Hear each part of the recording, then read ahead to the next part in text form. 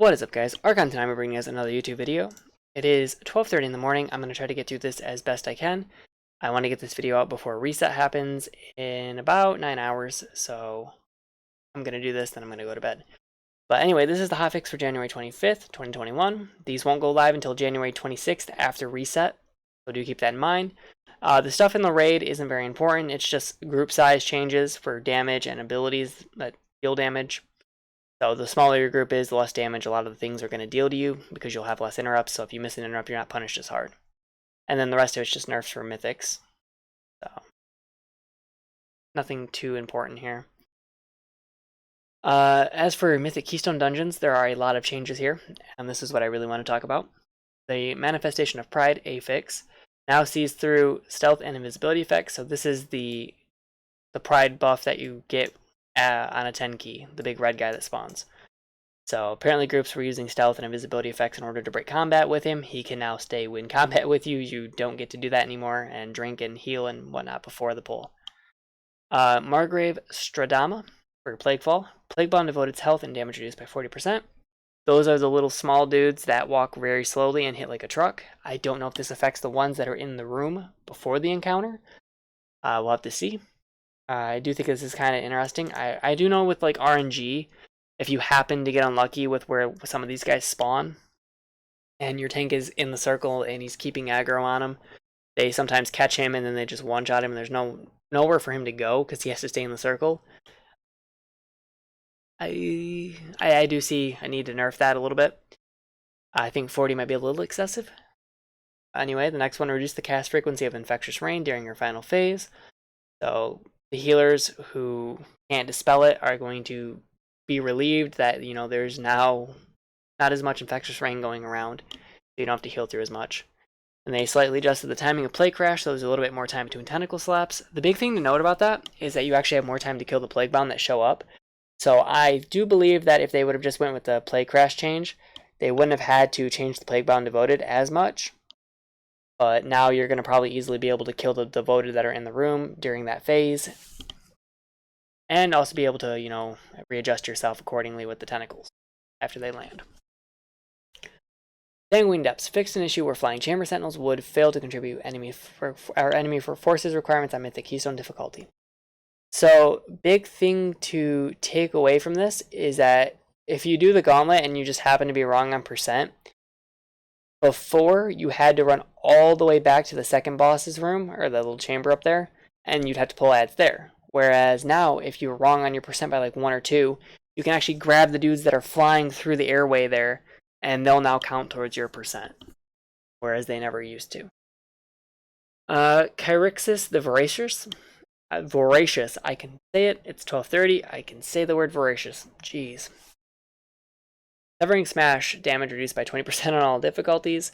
Essence Absorption, damage reduced by 20% on Mythic difficulty. I don't know if the Mythic difficulty is including Keystones as well. I'm assuming it is.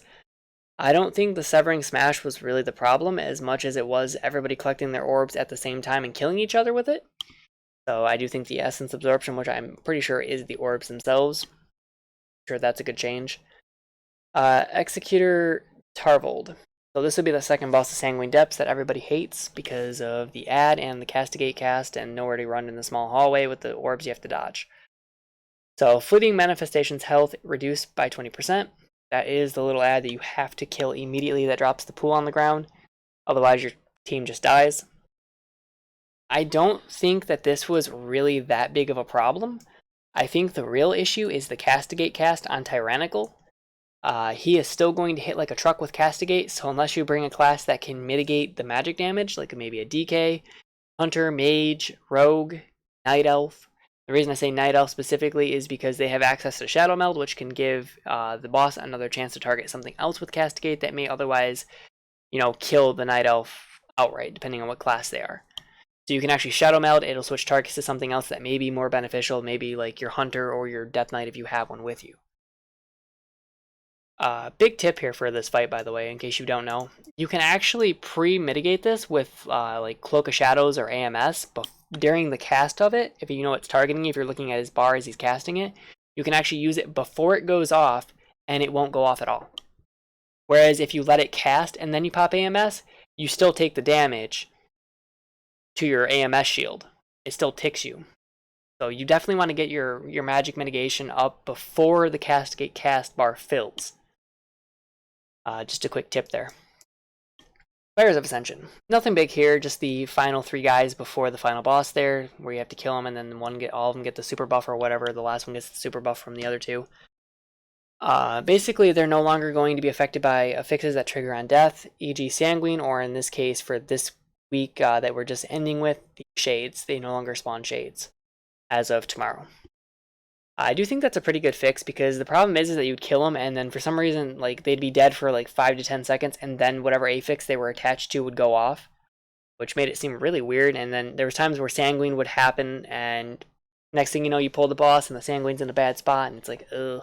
Or she dashes to it because it's still down from the previous fight when it should have already been gone if, you know, he had spawned it like normal, like a normal ad would. Not to be done with these guys yet. Their oppression aura that increases the damage taken will now only increase by 1% per application, was 2%. So your healers are definitely going to notice this for sure. I would be shocked if they didn't, because at 6 stacks you're no longer taking 12%, you're taking just 6%. So it's a very big deal, especially since, you know, it scales multiplicatively at 2%.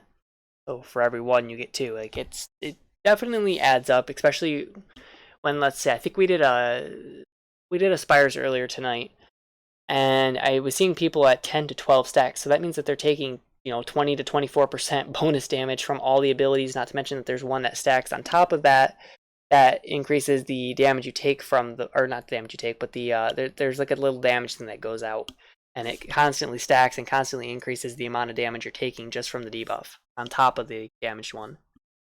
So your healers will definitely notice. That's the point. As for whether or not I think it needed to be changed, I don't think it did. I think people could play around it, but this was one of the more dangerous pulls at the end of a run, and I'm fine with the change either way. Let me actually, before we get into Necrotic Wake here, let me go back and like review the other changes here. So the Sanguine Depths one, like I said, I don't agree with the double nerf for both abilities, both the Orb and the Smash. I think only one needed to be hit for the first boss. As for the second boss, I don't think that this solves the problem. For Tyrannical Tarbold, I think that the issue is more in his Castigate cast. I think that we will see that get nerfed at some point. Maybe just for Tyrannical. I could see them going in and just fixing it for that mode, because if you nerf it too much, what happens is when it's fortified, you don't take any damage from it then. It's only when it's Tyrannical that it's a menace, for sure. I would just rather have seen like damage reductions to Tyrannical versions of the boss. As for the Margrave, I'm indifferent about these changes. They don't really change anything for me personally. I think it's probably going to help your healer, obviously, to not get as much Infectious Rain going out, especially since it stacks 5 times and it does a crap ton of plague damage to everybody that, you know, it hits. There are some classes that can mitigate it, like DKs can mitigate it with AMS if they cast it before the cast goes off. Rogues can cloak it. I think Druids can dispel it with their dispel on that. So I do think it'll help a little bit, and then the Plague Bond Devoted, just meh. I think it'll help tanks more than anything else. So let's get into the big one here, the big dungeon that's getting nerfed, Necrotic Wake. So if Bloody Javelin and Discharge Anima hits more than 8 enemies, the total damage is distributed evenly across all targets. So what I'm assuming they were doing is they were doing big pulls, lining up the Javelin, throwing it through, you know, 12 to 13 mobs, and then they were, you know, using the Anima Orb as well on top of it to just decimate mobs. That's no longer a thing. If you hit more than 8 with it, it's going to just distribute evenly and not do just the single amount that it would normally do to a single target, to 8 targets. Or, I'm sorry, to everything. So, no more big pulls. Locking your AoE down to 8 like they did everybody going into Shadowlands. Carrying armaments now persist through death, essentially. So, your spear, your shield, your anima, and your forge hammer, die with it. They no longer go away. You get to keep them. That's a big change. That changes a lot of things, so mistakes aren't heavily punished anymore. Big deal. Brittlebone Crossbowman and Brittlebone Warrior, damage reduced by 20%. This is the little ads, the little skeleton ads that get summoned by the dudes at the portals. that you can't interrupt. He summons a bunch of small adds. I'm pretty sure these are the guys he summons. Their damage has been reduced by 20%. Fixed an issue where Brittlebone crossbowman's shoot was ignoring armor. That's a really big important fix, honestly. Like, I could do without the rest of the stuff, but that one does need to be fixed because it's ignoring a value that it should not be. So he's hitting you for like 100% of his attack power, which is probably melting tanks, essentially. Brittlebone's mage's frostbolt volley damage reduced by 20% and cast time increased to 3.5. It was 2.5 seconds. So if this ever got off, it was very punishing. It's what does a lot of damage right outside the second boss's room there. And you have to fight that necromancer because he has them all already up. If the volley goes off, it hits like a truck. And there's like 2 to 3 of them casting it sometimes. So there is that. They also nerfed the Frostbolt normal version by 36% and cast time increased to 2.5. It was 2 seconds. So basically what they're telling you is you can, I believe, ignore the Frostbolt cast. Let that go off, but make sure to get the volley. They're giving you extra time to get the volley. Take advantage of it. Corpse Harvester and Corpse Collector's health reduced by 29%. These are Necropolis adds that you'll fight up in the Necropolis after the second boss. Stitched Vanguard's health reduced by 14%. He is also up there in the Necropolis. Narzuta's health reduced by 20%. This is the guy after the first boss right before the bridge. He has all the Necromancer adds with him. So he's been nerfed by 20%. Skeletal Monstrosity's health reduced by 20% and melee damage reduced by 25%. I'm blanking on if this is the guy with the scythe, the Marrowgar looking guy, or if this is the 2 adds that hit you really hard right before and have the fear that you have to interrupt. I want to say it's the guys at the bridge that do the cleave and have the fear and that you have to interrupt. But I could be wrong. Loyal Creation, health reduced by 24%. Another Necropolis add. He does the giant circle you have to walk out of. The Kyrian Stitchwork, health reduced by 25% and melee damage reduced by 17%. So they've nerfed this guy multiple times in the past. For the life of me, I cannot remember the ability he casts that shatters armor. I think it's Decimate, if I'm not mistaken. I'm probably wrong on that.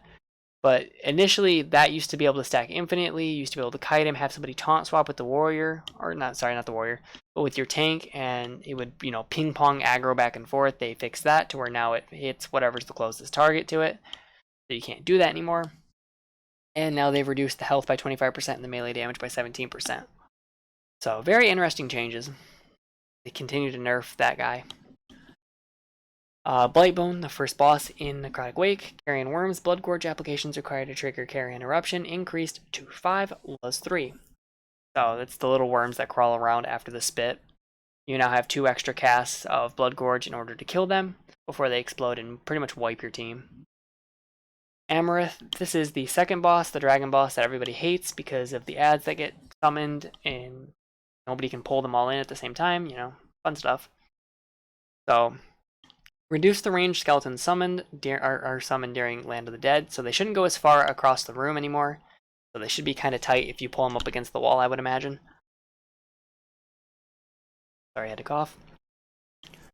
Unholy Frenzy's attack speed bonus reduced by 20%. I want to say that this happens when he gets low. It's kind of an enrage for him. I could be wrong, and it may just happen throughout the fight. Can't remember for sure. Reanimated Crossbow and Reanimated Warriors damage reduced. So basically they're just nerfing them like they did the Brittlebone guys up here. So the Reanimated Mage's Frostbolt Volley will also do reduced damage by 20%. Reduce Mage's Frostbolt Volley damage by 36. Wait, what? This has to be a typo. Hold on. Okay, yeah, that's a typo. So it's supposed to be the same thing as the Brittlebone up here. So the normal cast for Frostbolt is supposed to be nerfed by 36, and the cast time an extra 5. I think that they also forgot to add the extra 3.5, unless maybe for the boss they're just going to have it be the normal 2.5 timer, which if the adds aren't going everywhere and you can stack them in a corner nice and even, it won't matter anyway because you'll have them all killed. The biggest issue with Amaranth is that all the adds get scattered and you can't get them in time. The marksman can't be interrupted, so unless you have a pull, you have to run the boss to him, or your DPS just have to run out there and DPS it and lose DPS on the boss. It's a mess all around. It's just a mess. Surgeon, Stitch Flesh, Embalming Ichor duration reduced to 1 minute was 6 minutes. I believe that was a soft enrage for the fight. If you didn't get him down fast enough, you just kind of died to the Embalming Ichor.